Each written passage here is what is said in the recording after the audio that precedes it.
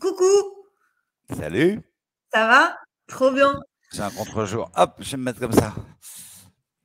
Eh ben super, écoute, je suis super contente de te recevoir. Je sais pas si tu as suivi le live, mais j'ai un peu déblayé le sujet. J'ai parlé, peut-être j'ai dit plein de bêtises, qu'on verra après, mais j'ai parlé un peu du minage, de l'industrie du minage, etc. parce que je voulais profiter de toi à 100% sur le live et que cette demi-heure soit efficace. Et j'ai eu énormément de questions sur Twitter, des plus loufoques aux plus intéressantes. Et donc, je voulais absolument qu'on ait le temps de poser toutes ces questions. Ça va, tranquille?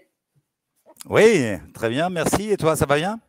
Ouais, ouais, trop cool. Beh, écoute, on va commencer juste déjà, il y a pas trop d'informations sur toi, sur, ton parcours et comment, tu es arrivé dans tout ça. Donc, je sais pas, qu'est-ce que tu es OK de nous dire sur comment tu es arrivé à, voilà, à miner du bitcoin, et puis, et ensuite à créer une boîte avec plein de mecs super d'ailleurs, là-dedans.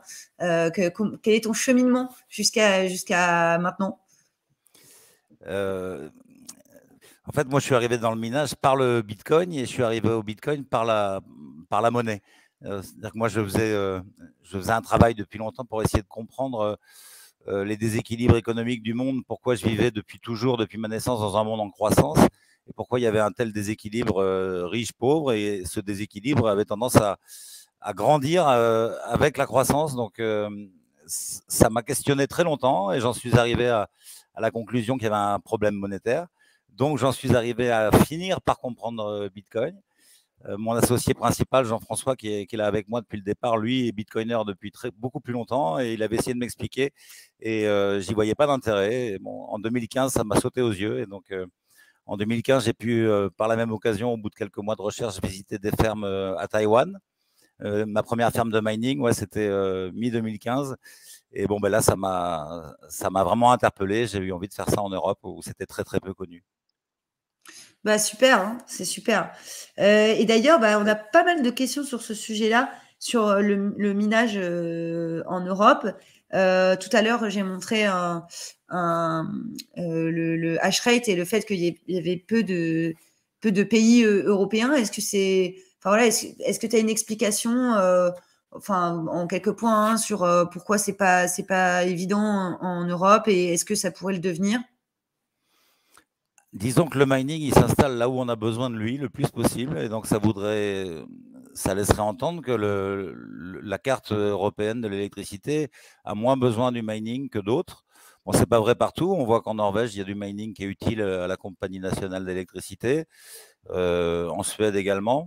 Mais bon, ça reste du petit mining parce que les réseaux sont bien organisés, qu'il y a beaucoup moins de déperdition d'électricité que dans des pays en développement où les centrales sont en train de se créer. Ok, donc ça reste intéressant pour quelqu'un là qui s'intéresse au minage de regarder du côté de l'Europe. Nous, on regarde du côté de l'Europe depuis 2017 et on n'a jamais rien trouvé d'intéressant, hein, parce que c'est le Ok, prix, hein, qui détermine le mining. Donc, sauf à être vraiment en partenariat avec les électriciens des différents pays, il y a pas grand-chose à faire, hein. Si l'idée, c'est de se mettre sur un réseau parce que ponctuellement l'électricité y est pas chère, on voit que ça dure pas, hein, sur le long terme. Il faut vraiment une électricité structurellement inutile aux autres pour qu'on puisse se garantir un prix bas. et tout à l'heure on a vu que il y avait, enfin on a regardé quelques indicateurs, Bitcoin, enfin prix du Bitcoin et industrie du minage, et donc on a vu que les mineurs en ce moment là ils étaient à fond, enfin ils mettaient leur Bitcoin sur les exchanges, donc on suppose qu'ils les vendent. Est-ce que est-ce qu'on peut parler d'une capitulation des mineurs et est-ce que, enfin qu'est-ce que c'est ce truc en fait des capitulations des mineurs, est-ce que c'est parce qu'ils jettent la main, ils abandonnent, ils sont plus rentables, ils peuvent plus faire partie de la compétition? Ouais, alors il y a deux exceptions à capitulation des mineurs, hein. On parle de capitulation des mineurs quand ils vendent leur bitcoin, effectivement, ou alors quand ils ferment. Donc le terme est un peu flou. En tous les cas, le terme global capitulation des mineurs n'a pas vraiment de sens parce que c'est toujours pareil, hein, il y a une bataille énorme entre mineurs. Alors quand on est en bull run, c'est une bataille qui se fait oublier, mais quand on est dans un bear market long comme ça, bah, il y a une vraie bataille entre mineurs. En fait, c'est au premier qui débranche, hein, et donc bah, il y en a qui sont pendus là actuellement, notamment les grosses minières américaines, parce qu'ils ont fait du crédit, hein, notamment, ils ont emprunté chez BlockFi, hein, qui ne doit pas être bien en ce moment, vu que. Mm. Enfin bon, bref, je ne sais pas comment tout ça va finir, mais il y a quand même des gros mineurs américains qui vont certainement mettre la clé sous le paillasson dans les semaines qui viennent. Ouais. Et donc, ceux-là capitulent, mais ce n'est pas les mineurs, c'est une partie des mineurs. Ouais, une partie d'entre eux. Et j'avais une question de Slashbin que j'ai trouvé assez intéressante, puisque moi, j'avais parlé avec lui des systèmes. Enfin, il m'avait une fois parlé des systèmes de paiement sur les poules de minage virtuels. Donc, les différentes façons de payer quelqu'un qui mettrait des bitcoins en dépôt pour ensuite pouvoir mettre de la puissance de calcul, etc. Et donc, il y en a plusieurs. Hein. On peut en fait on peut être payé tous les jours en fonction de la statistique globale. On peut être payé que lorsque on arrive à trouver un bloc et on répartit en fonction de ce que tout le monde a mis. Comment c'est géré le paiement dans les fermes de minage physiques? Est-ce que, et qui le fait?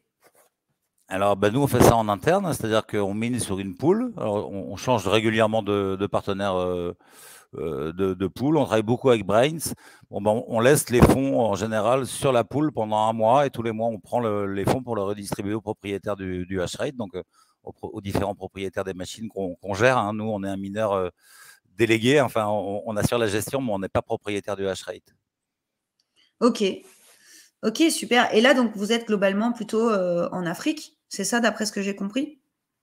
Sur les Oui, barrages, sur des ouais. surplus?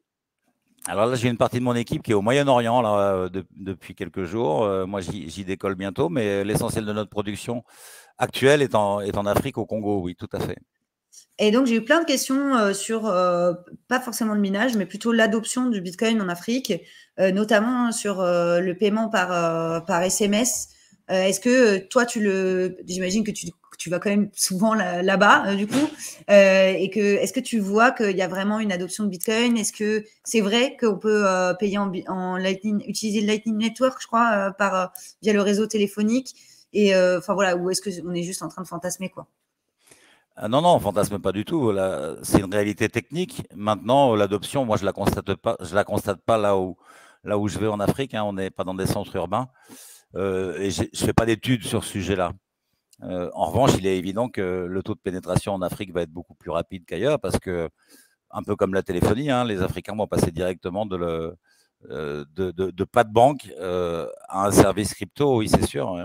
Et bon, on espère, nous, qu'ils vont se focaliser sur le Lightning et sur le Bitcoin, mais ils feront bien comme ils voudront et puis comme l'offre du marché sera. Donc, ouais, c'est en train de se développer au global en Afrique pas mal. Maintenant, dans ces pays très pauvres d'Afrique, hein, ça se fera comme ça se fera.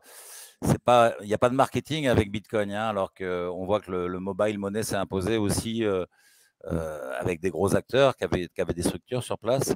Mais il y a une très forte appétence, puisque quand on voit que la monnaie Orange, donc les cartes de téléphonie Orange servent de monnaie aujourd'hui, et que c'est un mouvement qui est assez spontané, hein, donc une adaptation des populations, oui, je pense que les paiements en crypto vont généraliser très vite. Ouais. Ouais, c'est vrai que c'est marrant ça de se payer avec du forfait. Au final, c'est un petit peu comme se payer avec des gigas de disponibilité. Enfin, en fait, on aurait pu carrément faire ça comme système de paiement aussi. Bon, après, peut-être ça règle pas les mêmes. C'est peut-être pas aussi sécurisé que Bitcoin, mais c'est marrant cette histoire. Et du coup, est-ce que tu fais du lobbying, que ce soit à l'Union européenne, je sais pas, auprès de la DAN ou autre, ou en Afrique? Est-ce que toi, tu es aussi un acteur qui est présent dans les voilà tu disais Bitcoin ne fait pas de marketing, mais peut-être que les mineurs de Bitcoin font du marketing et surtout auprès des institutions pour s'assurer de leur rentabilité, parce que quand même vous dépendez un petit peu des normes qu'ils vont mettre en place sur l'utilisation de l'énergie, sur l'environnement. Vous avez quand même besoin de ça pour que votre business survive. Donc, ou est-ce que vous êtes plutôt du genre, enfin, est-ce que tu es plutôt du genre à t'en foutre et s'il y a un problème, si tu as un obstacle, tu déménages, quoi. Genre, voilà, c'est quoi ton attitude par rapport à tout ça? Non, nous, on a toujours été très ouverts pour que notre pays, notamment la France, hein, et puis l'Europe, comprennent ce qui est en train de se passer avec le mining. Donc, on a toujours été volontaire pour aider. Maintenant, on n'a pas de démarche active. Là, actuellement, on travaille avec Bercy. On est plusieurs dans le cadre de la DAN à participer à des travaux pour pouvoir leur expliquer en quoi le mining peut être une opportunité incroyable pour EDF notamment, hein. Mais voilà, à l'international, en revanche, on ne fait pas du lobbying, mais on fait de la formation à très haut niveau avec les patrons de compagnies d'électricité, les ministres de l'énergie, parfois carrément les dirigeants, hein. J'ai rencontré le président de Centrafrique, on lui a expliqué des choses sur l'opportunité que pouvait être le mining pour le développement de l'hydroélectricité dans son pays. Donc, c'est pas du lobbying, c'est de la formation. Oui, oui, d'accord. Ça dépend du point de vue, mais oui. Ok. C'est pas du lobbying parce que c'est pas du lobbying, j'insiste, Agathe, parce que c'est pas rémunéré, hein, les lobbyistes qui sont présents à la Commission européenne, c'est des gens qui sont payés par les industries. Oui, oui, c'est des Donc, professionnels, oui, oui. on n'est pas du tout un lobby, hein. Moi, je fais ça sur mon temps, tout à fait gratuitement et sans rien en attendre en termes financiers, parce que je compte pas me mettre à miner en France ou en Europe à courte échéance. J'ai des projets partout dans le monde. Si je le fais, c'est par patriotisme, hein, uniquement. Ok, bah c'est intéressant, c'est très intéressant comme réponse. Moi, je valide à 100% perso. Je sais pas s'il y a des gens qui vont réagir. Je pose toujours des questions un peu gênantes, hein. Je suis désolée, Sébastien, mais c'est ma touche. Et alors, j'ai eu pas mal de questions aussi, plus sur est-ce que tu as des projets et beaucoup de WEN token en fait, hein, parce que apparemment là, vous êtes sur comment ça s'appelle, CleanSat. Chaque fois, j'oublie les noms propres, moi, j'ai un problème. CleanSat Comment ça s'appelle? Mining. Ouais. Voilà, CleanSat Mining, évidemment, mining, c'était évident. On m'a dit WEN token, parce que ce sont des conteneurs, c'est ça, et en fait, ils sont tokenisés, et donc on pourrait tous être en quelque sorte acteurs, enfin mineurs, enfin participer au minage de Bitcoin dans cette super boîte qui applique la théorie du survivant, vidéo que je conseille à ma commu de Grand Angle d'aller regarder, c'est sur Grand Angle Crypto, je vais y arriver. Et donc je vous invite à aller voir cette vidéo qui est pour moi une des meilleures vidéos explicatives et publicitaires que j'ai jamais vues de ma vie. Richard Détente est très doué pour ça, franchement incroyable. Et donc tout le monde me demande où ça en est, quand est-ce que ça arrive, voilà, on veut des nouvelles.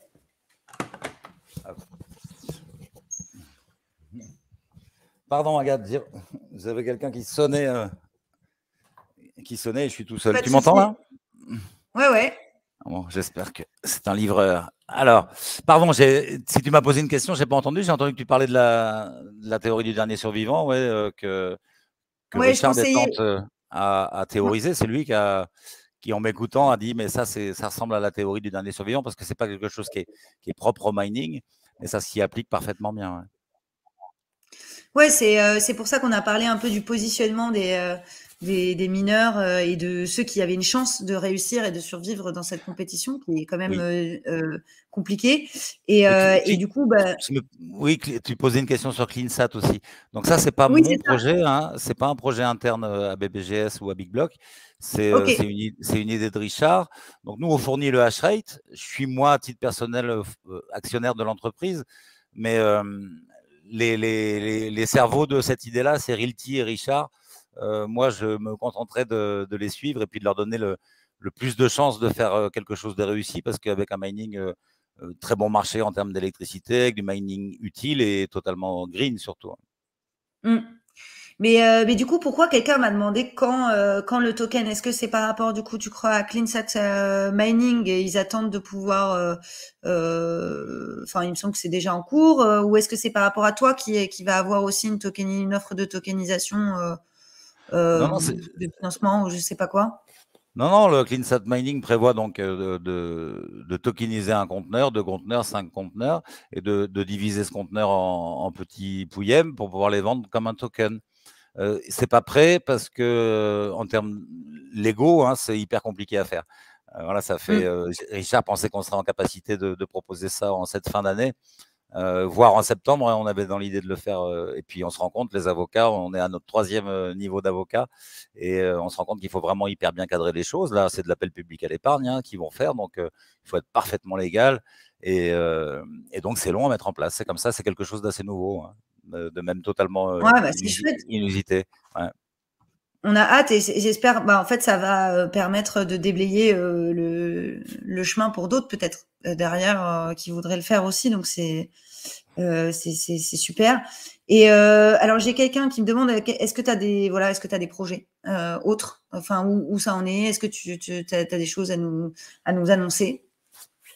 On est un tout petit peu trop tôt parce qu'on a, comme je l'ai dit, on a quelque chose qui est en train de se faire au Moyen-Orient là, qui est assez exceptionnel, mais il faut attendre le 25. C'est le 25 que l'annonce doit être faite par le pays. Voilà. Et puis on a des projets un peu partout, oui, dans un tas de pays. Alors c'est très compliqué, hein, c'est toujours long hein, d'arriver au bout des autorisations pour commencer à miner dans un pays. Mais c'est pas un secret, on est au Kenya, on est très avancé au Kenya avec Kengen. Sur de la géothermie. On a un gros projet au Congo, de l'autre côté du Congo, pas là où on est actuellement, qui est très avancé. En ce moment, on a du mal à se développer parce qu'on n'a pas de transformateur. La grande difficulté, c'est le matos électrique et il y a une pénurie mondiale de transformateurs. D'ailleurs, je dis à tes auditeurs, c'est quelque chose qu'on ne sait pas, mais on nous parle des pénuries d'électricité à venir pour l'hiver. Mais il y a plein d'unités d'énergie renouvelable qui sont prêtes à être mises en service en France et on ne va pas pouvoir les mettre en service cet hiver parce qu'il n'y a pas de transfo. Voilà. Donc là, ça montre un peu comment la désindustrialisation nous rend pas autonomes du tout. Aujourd'hui, on est obligé d'attendre des transformateurs qui viennent de Turquie ou d'Inde ou de Chine. Il n'y en a pas assez pour le monde entier, quoi.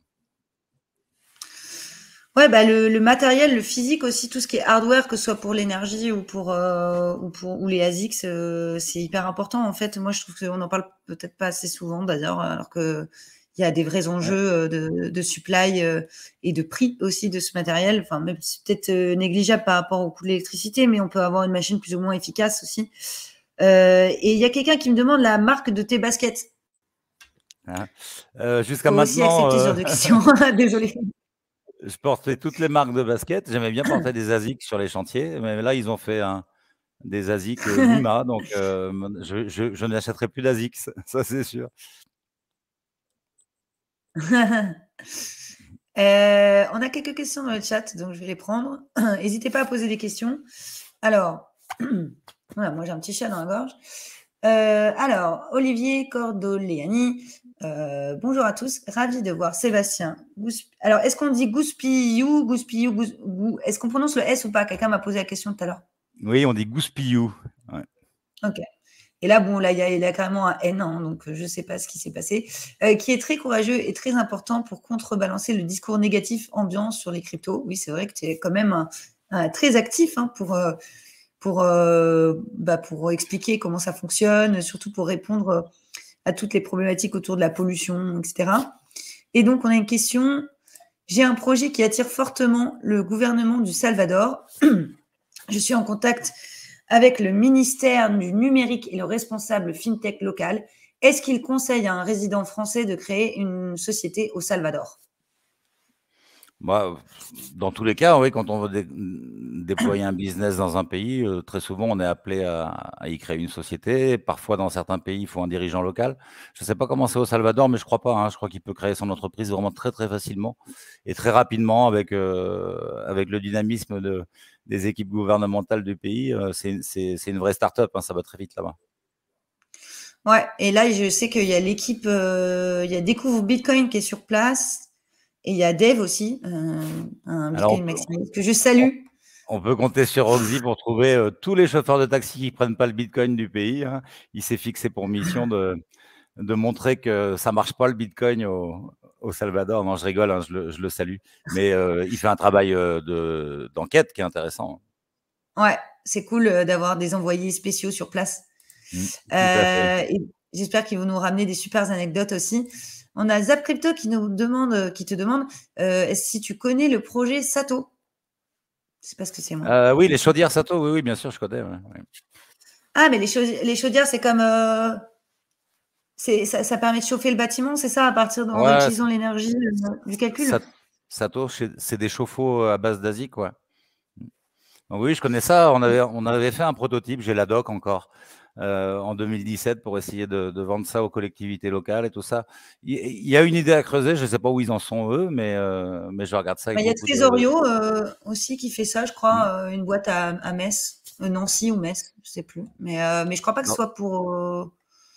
je crois que eux, c'est pas avec des ASIC, je sais pas, c'est un data center, je crois. C'est du cloud et ça chauffe et puis ça fait chauffer les bâtiments. Je crois que Tresorio Faudrait que je les avait, invite. je crois que Tresorio, ils avaient chauffé l'hôpital de Metz avec des cartes graphiques à l'époque, ouais, en 2018, il me semble, hein. Mais dans tous les cas, c'est des projets qui sont hyper intéressants. Il faut suivre ça. Ouais. Nous, on n'avait pas trouvé d'intérêt économique à l'époque, mais ça a pu changer. En tous les cas, voilà, nous, on n'a pas creusé, mais il y a des gens qui le font et c'est tant mieux. Ouais. Bah, moi, j'ai investi dans Tresorio, pas seul, mais j'ai investi dans Tresorio, donc j'espère que je les salue. Venez sur mon live et dites-moi où on en est là, les gars. Mais en tout cas, ouais, ils ont une offre maintenant avec les cryptos, mais du coup, c'est plus quoi, les particuliers, s'ils veulent l'utiliser pour miner des cryptos qui sont plutôt, enfin, forger plutôt des cryptos. En fait, voilà, bref, il faudrait qu'ils viennent. Je vais raconter n'importe quoi sinon. Ryan Thibault, vous êtes membre du Bitcoin Mining Council. Je sais même pas ce que c'est. Je connais pas. Ah, c'est l'association américaine qui est dirigée, enfin qui est animée par Michael Saylor, des gros mineurs Ah, américains. Alors, non, j'en suis pas membre parce qu'ils disent partout qu'ils invitent tous les mineurs du monde à y participer, mais bon, nous, on a envoyé 2 fois le formulaire, je les ai interpellés à plusieurs reprises, ils veulent pas de nous. Donc on n'est pas membre, non. Et c'est dommage parce qu'ils ont publié beaucoup de bullshit. C'est-à-dire que toute cette bande de mineurs américains, pour l'essentiel, hein, c'est des noobs. Ça paraît dingue, hein, c'est les plus gros mineurs du monde. Ils ont une très bonne expérience technique. Hein, on voit bien qu'ils ont des fermes qui tournent à fond. Donc, on n'a rien à leur apprendre au niveau technique. Mais au niveau de la connaissance du marché, bah, ils débarquent.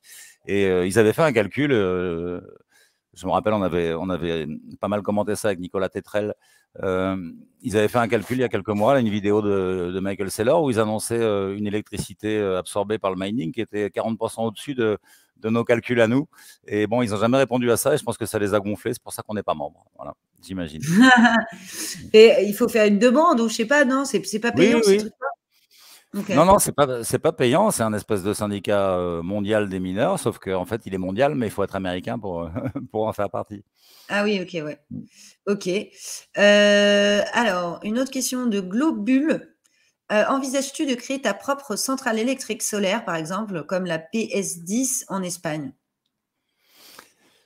Non, pas du tout. J'explique. Pour nous, le mining est vraiment utile actuellement pour le déploiement de l'électricité, des ENR, de l'électricité durable, que ce soit du solaire ou, enfin, nous plus l'hydroélectricité et la géothermie.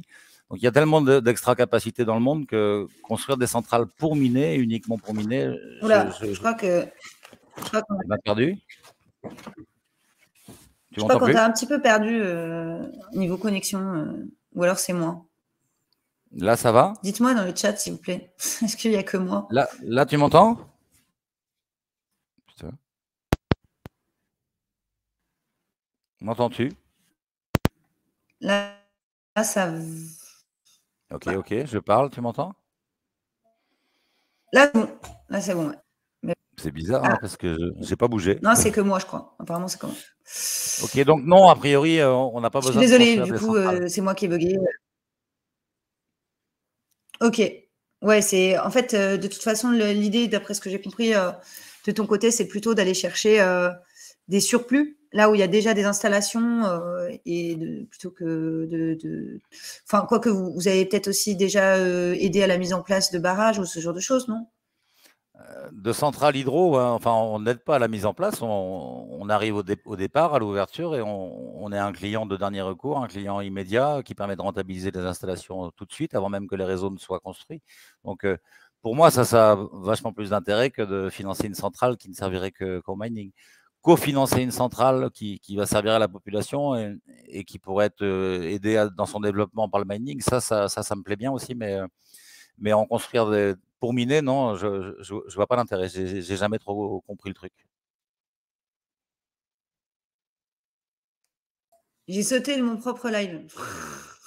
Je sais pas ce qui se passe. Ouais, on te voyait plus. Ouais, non, j'ai sauté. Pourtant, tout va bien. Je sais pas, ça a bug. Bon, bah, je suis désolée. Et j'avais une autre question en plus sous la main. Merci de ta réponse. Donc, attends. Ah oui, non, un truc sur la défi. Quelqu'un là, vous avez enlevé votre question. Il y a quelqu'un qui n'a pas assumé sa question là dans le chat, hein. Ah, Donc j'aime aujourd'hui, autant pas hein, sur la DeFi. pour vous, quelle part d'énergie renouvelable utilisée par les mineurs de Bitcoin? Alors, en général, et puis peut-être pour ton cas, si tu as le chiffre général, moi Ouais. je sais pas, il me semble que c'est la moitié, non? À peu près? Nous, c'est 100%, évidemment, hein, mais on s'appelle green mining. Mais on estime que c'est 60% la part du renouvelable aujourd'hui. Alors, c'est très difficile, même moi qui suis le nez dessus, c'est très difficile de déterminer cette part-là. Personne n'y arrive. Dernièrement, Cambridge a encore sorti un chiffre qui dirait plutôt 40% que 60%, alors qu'ils avouent par eux-mêmes qu'ils n'ont aucune possibilité de déterminer où est le mining mondial, hein. Donc, en fait, personne ne sait. Mais nous, ce qu'on voit, c'est que le marché va vers le vert parce que la concurrence est énorme sur les disponibilités en green, alors qu'il y a des mégawatts disponibles sur du charbon aujourd'hui à gaver partout, je sais où, au gaz, et personne n'en veut. Hmm. Ok. Donc, Ben, c'est bien que les mineurs ont compris qu'il fallait aller vers le vert. C'est une évidence au-delà de l'implication écologique de chacun, hein, parce qu'il y a des pays où, franchement, l'écologie, c'est pas du tout dans l'ADN des gens, hein.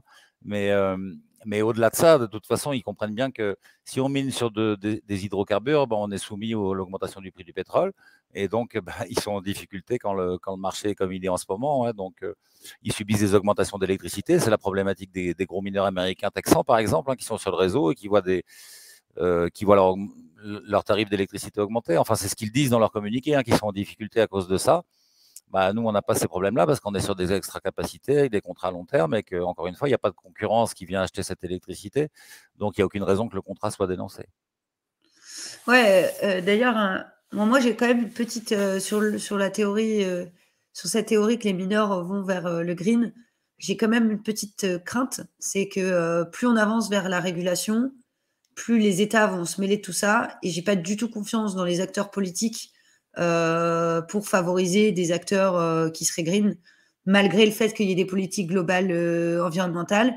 J'ai bien peur, tu vois, je sais pas que par exemple imaginons hein, que dans un pays donné, toi, tu sois installé, tu fasses les choses proprement, et puis il y a un mec qui vient, et puis ils ont quand même le pouvoir exécutif, il suffit juste d'une valise et d'un peu de corruption, et il y a un autre mec qui pollue beaucoup plus, qui va profiter d'un prix parce que bah, c'est son frère ou j'en sais rien, tu vois, mais en tout Bien cas, sûr, bien sûr, bien sûr. euh, Mais c'est un cas d'école qui existe parce qu'on vient de le vivre au Kazakhstan, hein, où il y avait un mining international au Kazakhstan et en gros, les Kazakhs ont fait en sorte qu'on s'en aille vite. Donc nous, on a pu partir avec nos machines, d'autres ont laissé leurs machines sur place, hein, ou se les sont fait saisir à la frontière. Donc ce que tu racontes là, c'est tout à fait la vie des mineurs, on le sait, hein, il faut passer de pays en pays. On est dans une lutte permanente avec les pouvoirs des banquiers centraux, hein, partout. Donc c'est comme ça, si tu veux, les États en général, hein, sont les plus gros exploitants électriques, donc il faut composer avec eux. Il y a des États qui sont dirigés par des gens honnêtes et sincères dans le cadre du développement de leur pays et du développement de l'énergie verte, et puis d'autres qui seront toujours des États voyous. Voilà, et ils changent, hein, il y a des élections dans beaucoup de pays, les pouvoirs changent. Donc, bah, nous, on essaye de convaincre les gens de l'utilité économique du truc, quoi. Et qu'ils soient des pourris ou qu'ils soient des gens bien, quand la logique économique est là, le mining se déploie. Ouais. Quand il est utile, ça marche. ouais, j'espère que ça va nous, ouais, que ça va aller dans le bon sens. Et il y a une question Il de n'y a pas, il y a pas Aleph. il y a pas à s'en inquiéter, hein. Ça se passera comme tout se passe, bien sûr. Non, encore une fois, économiquement, C'est pas, c'est moi, une, c'est une opportunité dingue pour les électriciens. C'est-à-dire que pour la première fois, ils n'ont jamais connu ça, hein, à tel point qu'on a créé les centrales de façon à pouvoir les piloter. Le pilotage, ça consiste à faire baisser la capacité de production de sa centrale. C'est un truc de dingue, hein. C'est n'importe quel outil de production, on te dit tu vas le faire travailler qu'à 50% et tu es content parce qu'il est pilotable. Mais non, l'outil, il est fait pour travailler le plus possible. Donc le mining permet à ces centrales qui coûtent une fortune de se rentabiliser plus vite. Et quand c'est une centrale hydroélectrique, bah, c'est que du bonheur. Donc évidemment que ça va se déployer dans le bon sens, que les États vont y trouver leur intérêt. Et puis, et voilà, mais effectivement, le mining va devenir un sujet national dans les pays, oui, tout à fait. ouais, bah ça c'est plutôt cool parce que ça, je pense qu'à chaque fois c'est aussi finalement le mining lui-même est un sujet d'adoption quoi, enfin est un levier d'adoption quoi, Exactement, puisqu'on est en contact exactement, avec les autorités, etc. exactement. Nous, on est On a convaincus. une question de Aleph. Pardon, vas-y. Non, mais y a pas de souci si tu veux finir. Non, non, en plus, je suis pressé, tu sais. Ouais, bah je sais, ouais. Là, il nous reste une minute, donc à peu près, il me semble. Tu voulais partir à 20, 25, c'est ça? Ouais, je vois la question. Oui, oui, je Voilà. pense que des gros vont sauter, ouais, même si le Bitcoin reste à ce prix-là, il y a des gros mineurs qui sont en train de sauter déjà, oui, ça c'est clair. Il y a corps scientifique ne va pas se remettre de cette fin de l'hiver, ouais, ça c'est sûr, de cette fin de l'année, ouais, ça c'est sûr. Ok, bah merci beaucoup. Bah, c'était la dernière question. Je vais pas t'embêter plus que ça. Je sais que tu as des obligations que je connais très bien. Donc, bah écoute, merci beaucoup d'être Mais, venu. Merci aussi à l'audience d'avoir posé des super questions. Et puis, on se revoit sur Twitter parce que de toute façon, ouais, voilà. Hein. Et ok. puis, très bonne journée, Sébastien. Merci beaucoup pour toutes ces réponses. Merci à toi, Agathe, merci à tout le monde. Ciao. Au revoir, ciao.